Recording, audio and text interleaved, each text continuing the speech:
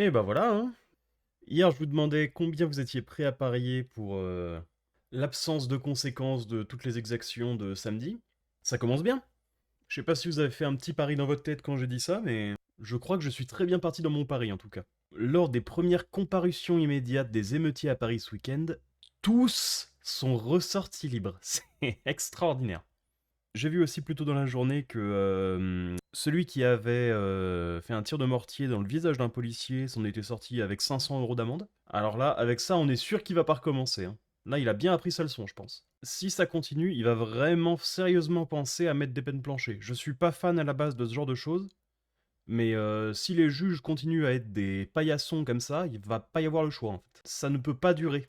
Enfin bref, c'est pas les news dont je voulais parler aujourd'hui. Aujourd'hui, on parle donc de d'Aldébaran, qui est placé en liquidation judiciaire. Alors pourquoi on parle de cette entreprise en particulier? C'est que je me souviens d'une photo avec ce robot et Macron. Donc quelque chose me dit que cette magnifique entreprise a dû recevoir des subventions.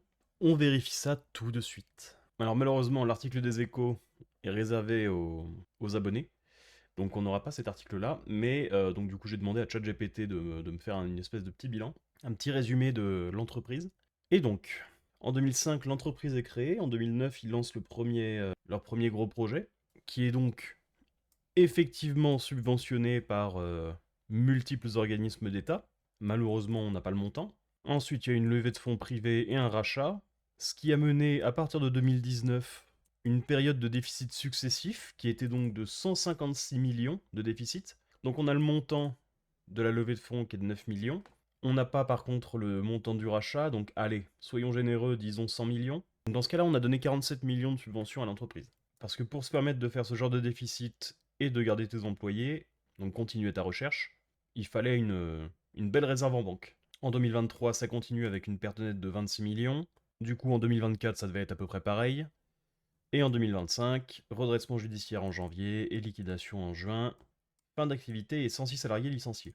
C'est bien en tout cas l'État à l'œil pour les entreprises qui fonctionnent. Alors vous me direz oui, mais c'est pareil, regarde, les privés ils ont pas eu l'œil. Mais ça c'est leur problème, hein. Je ne paye pas les investisseurs privés avec mes impôts, hein. Ils font absolument ce qu'ils veulent avec leur argent, même si ce sont des mauvaises décisions. Mon gros problème avec ça, c'est que c'est mon argent, quoi. Ça me fait penser à l'entreprise, comment elle s'appelle déjà, Insect, voilà, qui pareil a été créée il y a 10 ans, qui était donc une entreprise d'élevage d'insectes destinée à la consommation.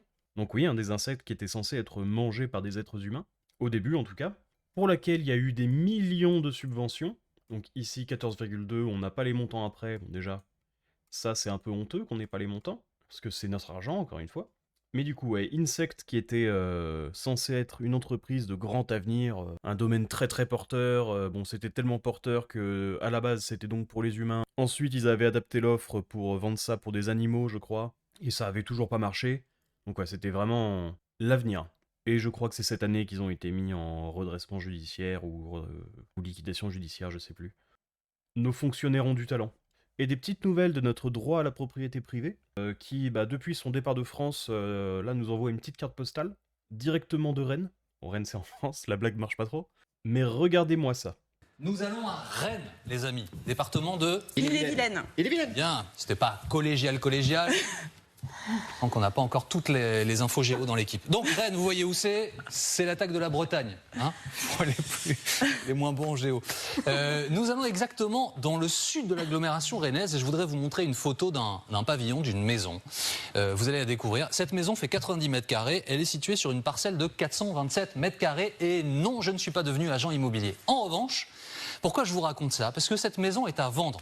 Enfin, elle était à vendre. Et ses propriétaires ont même trouvé un accord. Ils ont même signé un accord de vente avec un promoteur immobilier qui souhaitait, sur ce terrain d'un peu plus de 400 mètres carrés, construire un bâtiment.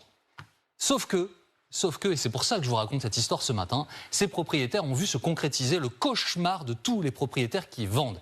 Lorsque vous vendez un bien, votre notaire vous explique, il y a un délai légal qui court, durant lequel la commune peut faire agir son droit de préemption. Comprenez, elle a un accès prioritaire à l'achat de votre bien si elle le souhaite. Alors, vous avez compris avec le gros titre juste en dessous, ces braves Rennais se sont vus refuser leur vente par la mairie. Déjà, sur le principe, je suis pas très fan que l'État puisse s'opposer comme ça à une vente entre deux particuliers.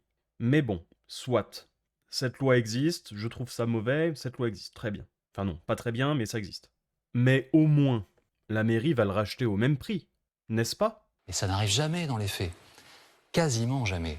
Cette maison-là, les propriétaires avaient conclu un accord de vente pour 1 180 000 euros. Quasiment 1 200 000.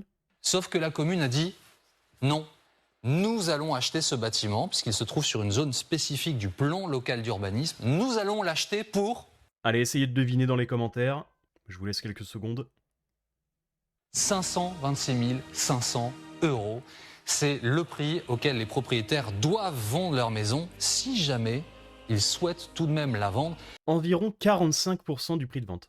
Alors non seulement, quand t'es l'acheteur, tu peux te faire piquer la maison que tu veux acheter sous tes yeux par la mairie, et quand t'es le vendeur, la mairie n'est même pas obligée d'acheter au prix en question, elle peut l'acheter au prix qu'elle veut. La maison ne t'appartient pas à ce moment-là. Si tu ne peux pas disposer de ton bien comme tu le souhaites, ça ne t'appartient pas. Et c'est là, en fait, je voulais vous entendre à ce sujet,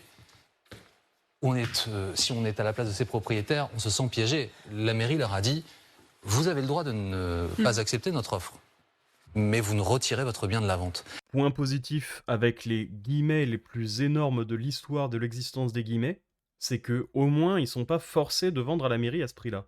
Et ils peuvent garder la maison. Mais le maire rennais est un criminel. Il s'est pris pour Al Capone, hein. Mais je ne veux vraiment plus jamais entendre que la France est un pays néolibéral.